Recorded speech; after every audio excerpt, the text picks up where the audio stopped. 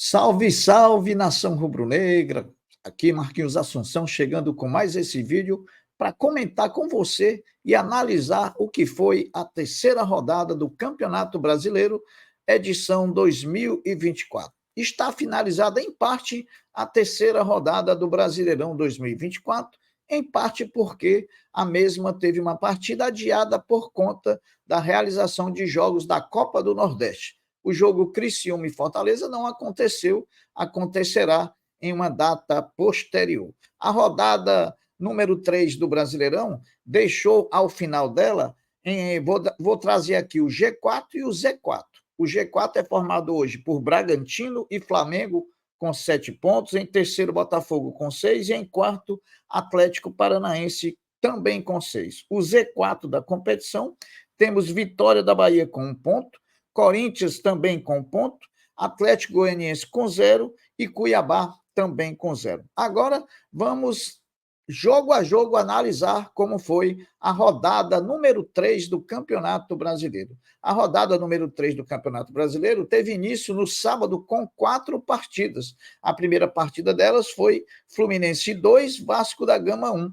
Um jogo do desespero, até porque ambas as equipes vinham de derrota no meio da semana. O Fluminense tinha perdido para o Bahia e o Vasco tinha perdido para o Bragantino. A meu ver, o resultado mais justo para essa partida entre Vasco e Fluminense teria que ter sido um empate, pois o Vasco foi prejudicado pela não marcação de um pênalti legítimo, né? Um toque na mão do zagueiro Manuel, que o juiz não confirmou e nem o VAR. Né? Então, eu acho que o Vasco foi sim prejudicado, o empate seria o resultado mais justo, mas o Fluminense no final venceu por 2-1. Outro jogo do sábado, Grêmio 1, Cuiabá 0. O Grêmio venceu a sua segunda partida seguida no campeonato, jogando dentro da sua arena, pois no meio da semana já tinha vencido o Atlético Paranaense, também formou agora 6 pontos e está na 5ª posição do campeonato. Continua não apresentando um futebol vistoso, né? Nem muito competitivo, mas é um futebol até então prático, porque jogou 2 vezes dentro de casa e venceu as 2 partidas. A outra partida do sábado, Bragantino 1, Corinthians 0, o Bragantino manteve-se regular e invicto na competição depois de estrear empatando contra o Fluminense no Maracanã, vencer o Vasco da Gama em Bragança Paulista no meio da semana e confirmou no final de semana vencendo o Corinthians. O Bragantino, com essa vitória diante do Corinthians e o empate diante do Flamengo e Palmeiras, o Bragantino é o atual líder da competição com 7 pontos, empatado em pontos com o Flamengo, mas tendo um gol a mais marcado no campeonato. Corinthians ainda não sabe o que é marcar gols nesse campeonato e agora está na zona de rebaixamento, com 1 pontinho apenas que ele conquistou quando na estreia do campeonato empatou contra o Atlético Mineiro. Agora o último jogo do sábado, Atlético Mineiro 3, Cruzeiro 0, clássico local.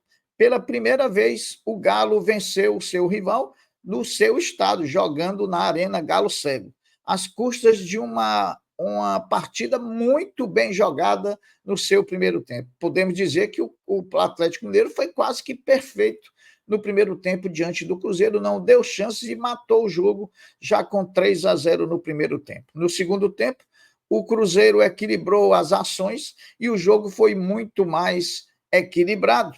Aí o placar não se alterou, terminando Atlético Mineiro 3, Cruzeiro 0. Vieram os jogos do domingo. Nos jogos do domingo, vamos citar primeiro Palmeiras 0, Flamengo 0, o jogo que era mais esperado da rodada, o jogo que traria as 2 agremiações que brigam pela disputa desse título diretamente, mas foi um jogo pragmático, um jogo de muita marcação, eu diria até um jogo muito feio de se ver, com poucas chances e muitas faltas, né? Há muita preocupação dos times em não deixar o adversário jogar do que propriamente ele próprio jogar. O Palmeiras usou durante toda a partida o rodízio de faltas, né?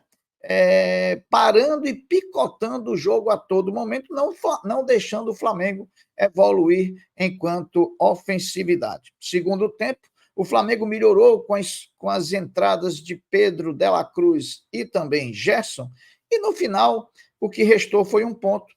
Para o Flamengo foi muito bom, porque manteve-se perto manteve-se na parte de cima da tabela, além de manter também a distância para o próprio Palmeiras de 3 pontos.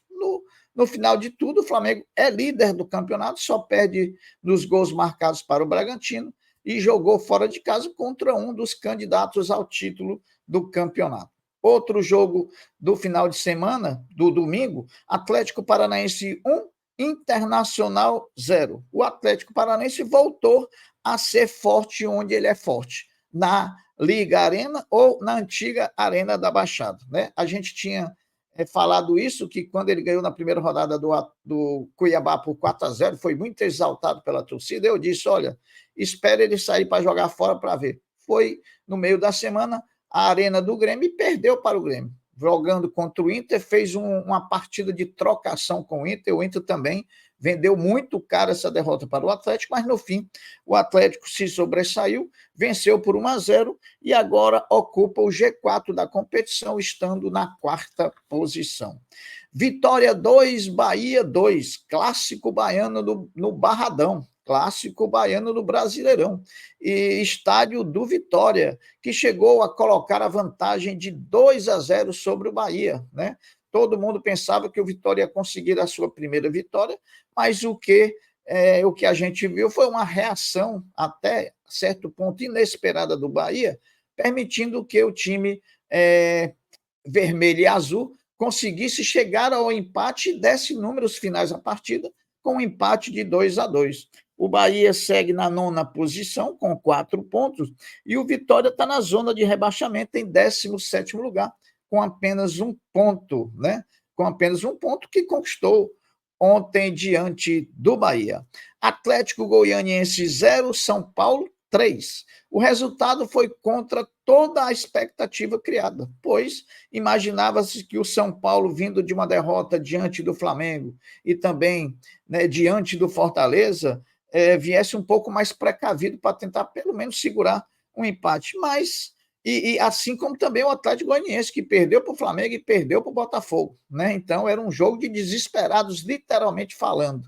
E, na verdade, a vitória do São Paulo foi facilitada pela expulsão de 2 jogadores do Atlético Goianiense. Vitória importante do tricolor paulista, que trará tranquilidade para o São Paulo, ele que está recebendo um novo treinador, o treinador que era lá do Barcelona de Guayaquil, né, que já chegou e vai começar seu trabalho essa semana. No final de semana que vem, o São Paulo joga contra o Palmeiras num clássico paulista. Então, São Paulo 3, Atlético Goianiense 0. O São Paulo ocupa nesse momento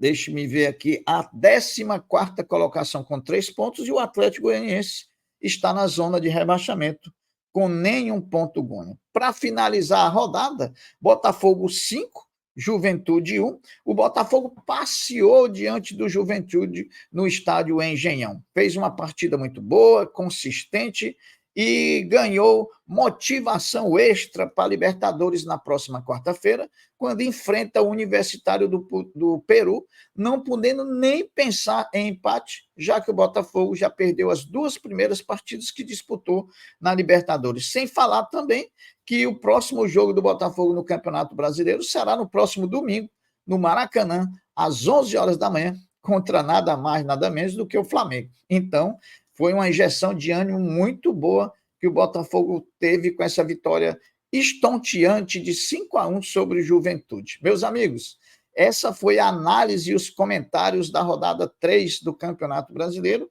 que, volto a repetir, tem no G4 da competição Bragantino em primeiro com 7 pontos, em segundo Flamengo também com 7 pontos, perdendo no número de gols marcados, Botafogo com 6 pontos e Clube Atlético Paranaense com 6 pontos. No Z4, na zona de rebaixamento, estão Vitória da Bahia com 1 ponto, Corinthians também com 1 ponto, Atlético Goianiense com 0 ponto e Cuiabá também com 0 ponto. Né? Cuiabá que tem um jogo a menos, que ainda vai ser jogado por conta que ele teve que disputar jogos da Copa Verde. Meus amigos, essas foram a análise e os comentários da terceira rodada. Eu vou ficando por aqui, deixando uma até breve, um até logo, dizendo fiquem todos com Deus, porque eu sempre estou com ele. Saudações rubro-negras. Fui.